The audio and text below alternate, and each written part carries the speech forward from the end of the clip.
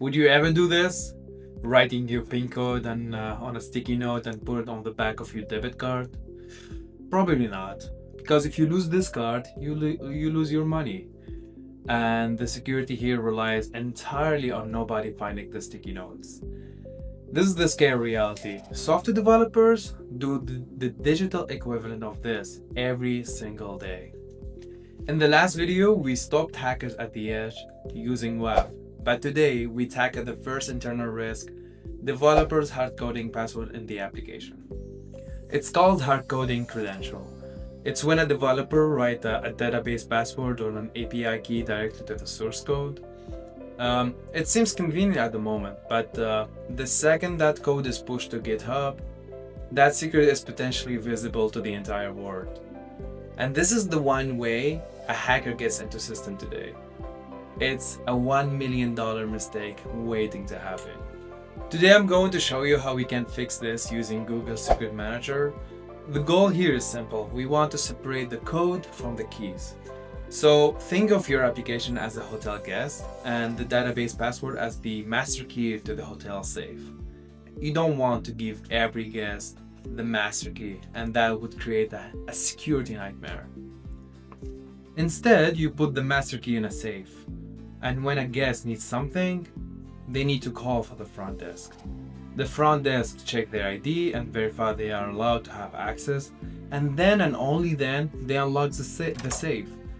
This is exactly what a secret manager does, and I'm going to show you how this works with a live demo. Alright, so we are back to our Terraform environment.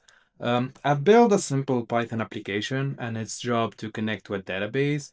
But notice something important, there's no password in this code. Instead, the code is programmed to ask Google Secret Manager, hey, can I please have the database password? So yeah, that's basically the workflow. Here in my terminal, I'm going to do Terraform init to initialize the Terraform, and then Terraform apply, and then yes, and apply my results to the cloud. All right, so we deployed the application, but I did something tricky here. I have deployed the application, but I have not given it permission to open the safe yet. We are following the principle called least privilege. By default, nobody gets access. The application is live. This is the what we get in the browser, and look at this error. Like we have access denied. Interesting. Okay, so the application tried to grab the password, but the secret manager said, I don't know who you are and you're not on the list. That's actually a good thing, and it means a hacker stole the code but still didn't get the password because they don't have the right identity permissions. All right, so back to our editor. I'm going to fix it, but we are not going to touch the application code. We don't need to redeploy the server. All we need to do is to update a policy. We have a policy here.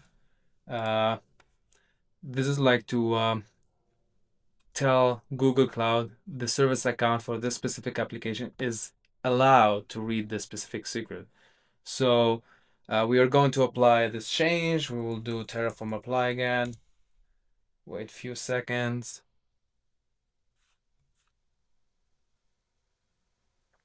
So essentially here we're going to tell the Google Secret Manager, hey, we're updating the guest list at the front desk, and we want to give this service account the permission to access to the to the vault. Okay, if you refresh here, boom, success. Now we have access to the vault, and the password is super secret password 123. So yeah, the application is authenticated securely, retrieved the secrets at the runtime, used it, and never started on the disk, which is great. So what did we just achieve? First of all, security. You don't have any hard-coded database password in your code. Even if your source code leaks, your data is still safe. Second, agility. If you want to change the password, you just need to change it once in the secret manager, and all the application would have access to the new one instantly. You don't have to rebuild and redeploy it in different application. And last thing is compliance. Have an audit log. Show exactly who will have access to the password and when they did access to that password. And this is something your auditors will love. So stop writing your pin code behind the card and start using Secret Manager. If you want to try the code and the demo that I've provided, you can find the GitHub link attached to the description. Today we have successfully locked our application secret inside the digital vault. But what about human access? What if your engineers are sitting in a coffee shop, for example, and they want to log in into your database to fix a critical bug? How do they get in safely? Next month, we will be talking about VPN.